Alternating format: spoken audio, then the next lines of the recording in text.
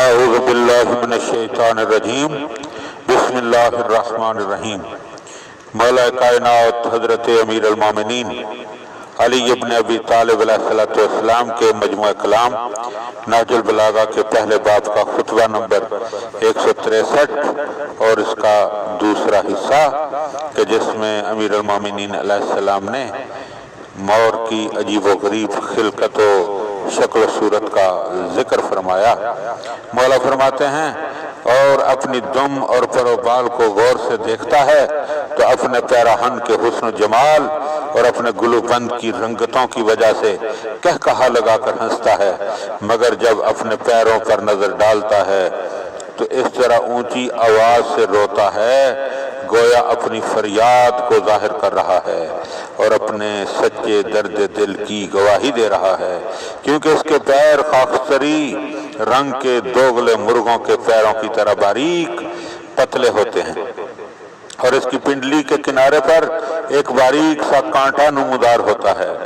اور اس کی گردن پر عیال کی جگہ سبز رنگ کے منقش پروں کا گچھا ہوتا ہے اور گردن کا پھیلاؤ یوں معلوم ہوتا ہے جیسے سراہی کی گردن، اور اس کے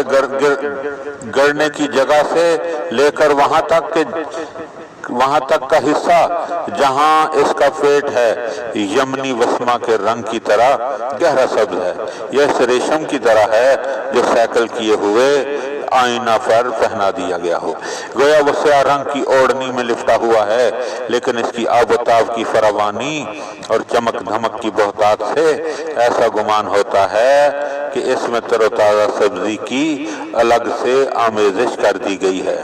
اس کے کانوں کے شگاف سے ملی ہوئی بابونا کے پھولوں جیسی ایک سفید چمکیلی لکیر ہوتی ہے جو قلم کی باریک نوک کے مانند ہے، اور وہ لکیر اپنی سفیدی کے ساتھ اس جگہ کی سیاہیوں میں جگمگاتی ہے۔ کم ہی ایسے رنگ ہوں گے جن سے سفید دھاری کا کچھ حصہ نہ لیا ہو اور وہ ان رنگوں پر اپنی آب و تاب کی زیادتی، اپنے پیکرے ریشمی کی چمک دمک اور زیبائش کی وجہ سے چھائی ہوئی ہے۔ وہ ان بکھری ہوئی کلیوں کے مانند ہے جنہیں نہ فصل بہار کی بارشوں نے پروان چڑھایا ہو اور نہ گرمیوں کے سورج نے پرورش کیا ہو، وہ کبھی اپنے پر و بال سے برہنا اور اپنے رنگین لباس سے عریاں ہو جاتا ہے۔ اس کے پر و بال لگاتار جھڑتے ہیں اور پھر پے در پے اگنے لگتے ہیں، وہ اس کے بازوؤں سے اس طرح جھڑتے ہیں جس طرح ٹہنیوں سے پتے، یہاں تک کہ جھڑنے سے پہلے جو شکل و صورت تھی اس کی طرف پلٹ آتا ہے اور اپنے پہلے رنگوں سے سر منہ ادھر سے ادھر نہیں ہوتا اور نہ کوئی رنگ اپنی جگہ چھوڑ کر دوسری جگہ اختیار کرتا ہے۔ جب اس کے پیروں کے ریشوں میں سے کسی ریشے کو تم غور سے دیکھو گے تو وہ تمہیں کبھی گلاب کے پھولوں جیسی سرخ اور کبھی زمرد جیسی سبزی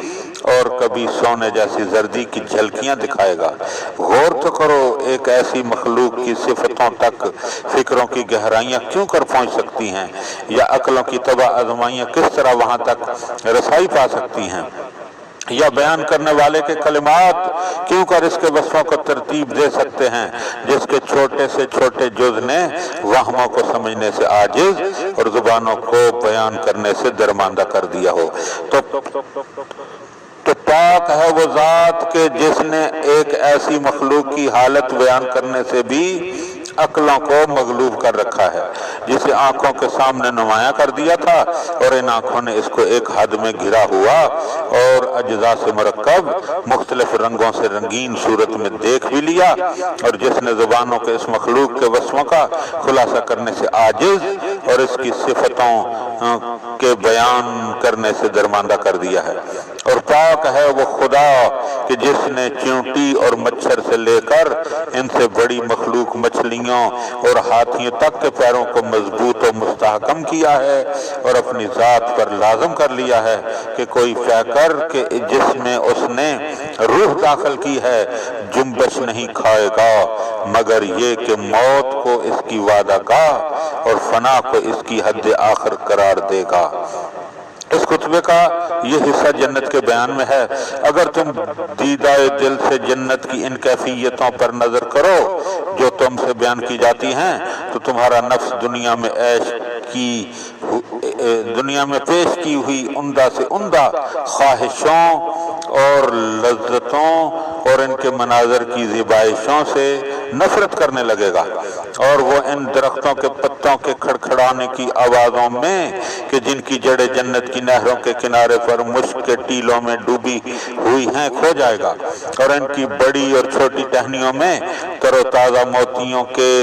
گچھوں کے لٹکنے اور سبز پتیوں کے غلافوں میں مختلف قسم کے پھلوں کے نکلنے کے نظاروں میں محو ہو جائے گا، ایسے پھل کہ جو بغیر کسی زحمت کے چنے